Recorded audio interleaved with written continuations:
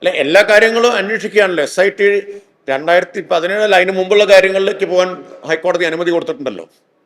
എനിക്ക് തോന്നുന്നു 2004 മുതലുള്ള കാര്യങ്ങളിലേക്ക് അല്ലേ ഹൈക്കോടതി അന്വേഷണം വ്യാപിപ്പിക്കാൻ പറഞ്ഞത്. അതാണ് ഹൈക്കോടതി ഇന്നലെ പറഞ്ഞത്. അന്വേഷണം തുടങ്ങിയപ്പോൾ ഇതിന്റെ സ്കോപ്പ് വർദ്ധിച്ചു എന്ന് ഹൈക്കോടതി പറഞ്ഞിട്ടുണ്ട്. എല്ലാ കാര്യങ്ങളും അന്വേഷിക്കട്ടെ, എല്ലാ കാര്യങ്ങളും പുറത്തു വരട്ടെ. പ്രതിപക്ഷം ആരോപിക്കുന്നത് ഞങ്ങളെന്തോ സോണിയാഗാന്ധിയെ ഇതിലേക്ക് വലിച്ചിഴക്കുന്നു എന്നുള്ളതാണ്. ഞങ്ങൾ വലിച്ചിഴച്ചിട്ടില്ല, ഞങ്ങൾക്ക് അങ്ങനെ ആഗ്രഹവുമില്ല, ഞങ്ങൾ സ്വപ്നത്തിൽ വിചാരിച്ച കാര്യവുമല്ല. ഇത് സോണിയാഗാന്ധിയിൽ വരെ എത്തുമെന്നത് ഞങ്ങളാരും വിചാരിച്ച കാര്യമല്ല. ആരാ വലിച്ചിഴച്ചത്? വലിച്ചിഴച്ചത് രണ്ടുപേരാണ്. ഒന്ന് UDF കൺവീനറും പിന്നെ പത്തനംതിട്ടയിലെ MP-യും. ഈ രണ്ടുപേരല്ലേ സോണിയാഗാന്ധിയെ വലിച്ചിഴച്ചത്.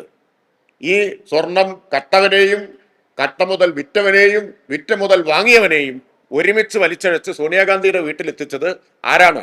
ഈ രണ്ട് കോൺഗ്രസ് നേതാക്കളല്ലേ. എന്നിട്ട് അതിന്റെ വഴി ഞങ്ങൾക്കാണോ? ആ പടങ്ങൾ പുറത്തു വന്നതല്ലേ.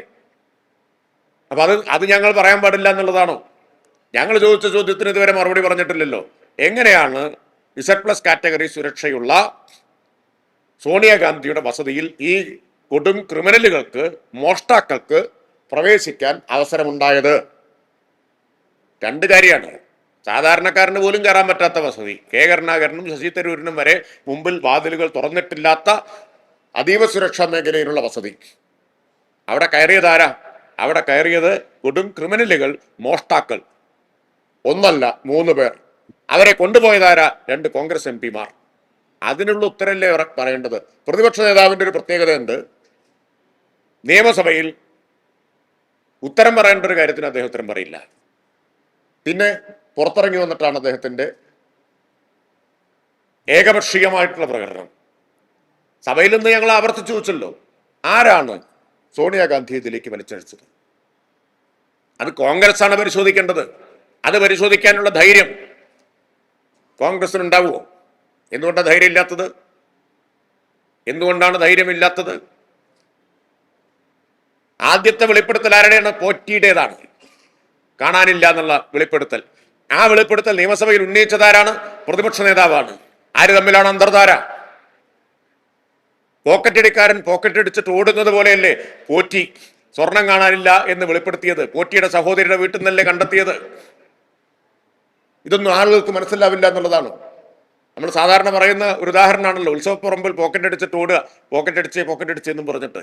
അതുപോലെ ഓടിയ പോറ്റിയുടെ വെളിപ്പെടുത്തൽ നിയമസഭയിൽ ഉന്നയിച്ച ആള് പ്രതിപക്ഷ നേതാവാണ്. ഈ അന്തർധാരകളൊക്കെ ഉള്ളത് കൊണ്ടാണ് ചില ചോദ്യങ്ങൾക്ക് മറുപടി പറയാത്തത്. UDF കൺവീനർക്ക് സമ്മാനപ്പതി കൊടുത്തില്ലേ? ആര്? ഈ മുഖ്യപ്രതി ഇല്ലേ? വാർത്തകളിൽ നിന്ന് പെട്ടെന്ന് അപ്രത്യക്ഷമായി.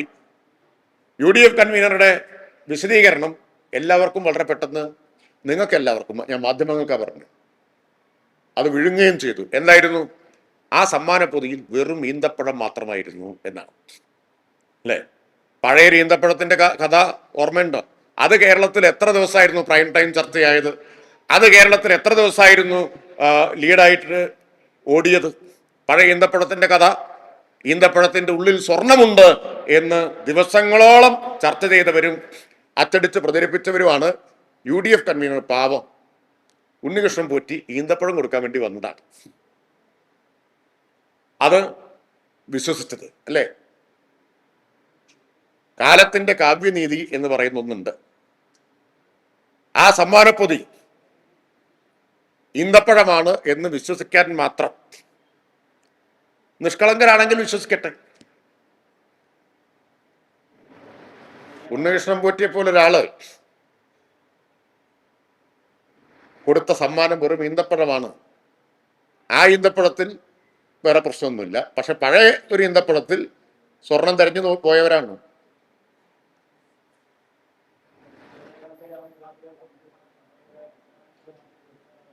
ഞാനിന്ന് ചോദിച്ചല്ലോ, ഏത് വാക്കാണ് അധിക്ഷേപകരമായിട്ട് ഉന്നയിച്ചത്? ഒരു വാക്ക് അല്ലെങ്കിൽ ഒരു അക്ഷരം. പ്രതിപക്ഷ നേതാവ് മിണ്ടിയില്ലല്ലോ. ഇങ്ങനെയാണ് പ്രതിപക്ഷ നേതാവിന്റെ എല്ലാ ആരോപണങ്ങളും. ഇതാണ് സ്ഥിതി. ഞാൻ സ്പീക്കറോടും പറഞ്ഞു, അങ്ങേക്ക് പരിശോധിക്കാം, ഏതെങ്കിലും ഒരു വാക്ക് അതിൽ അധിക്ഷേപകരമായിട്ടുണ്ടെങ്കിൽ അങ്ങേക്ക് തിരുത്താം, ശാസിക്കാം. ഞങ്ങളൊന്നും അറിയാതെ പോലും ഒരാളെ കുറിച്ചും ഒരു മോശം വാക്ക് പറയുന്നവരല്ല. പറയാൻ പറ്റൂ? സഭയിലോ പുറത്തോ ആർക്കെങ്കിലും എതിരെ നിങ്ങളുടെ വയലൊക്കെ ഉണ്ടാവുമല്ലോ. രാഷ്ട്രീയ വിമർശനം ശക്തമായിട്ട് നടത്തും. ഒരു മോശം വാക്ക് ഉച്ചരിച്ചതായിട്ട് പറയാൻ പറ്റുമോ?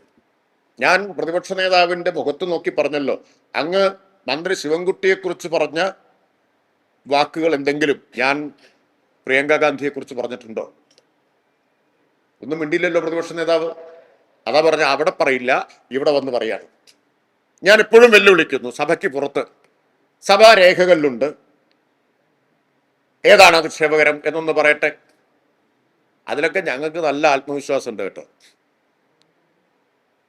വ്യക്തിപരമായ അധിക്ഷേപം ഞങ്ങളുടെ രീതിയല്ല, വ്യക്തിപരമായി ആക്ഷേപിക്കുകയല്ല, രാഷ്ട്രീയ വിമർശനം മാത്രമേ ഞങ്ങൾ ചെയ്യൂ. അതല്ലാതെ ഒന്നും വായിൽ നിന്ന് വീഴില്ല എന്ന് ഉറപ്പുണ്ട്.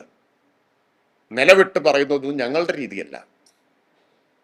അത് വിദ്യാഭ്യാസ മന്ത്രിയെ കുറിച്ച് പറഞ്ഞത്, മറ്റു പലരെ കുറിച്ചും പറഞ്ഞത് ആരാന്ന് എല്ലാവർക്കും അറിയാം. പരസ്പരം പറഞ്ഞ അനുഭവം ഉണ്ട് നമ്മുടെ മുമ്പിൽ.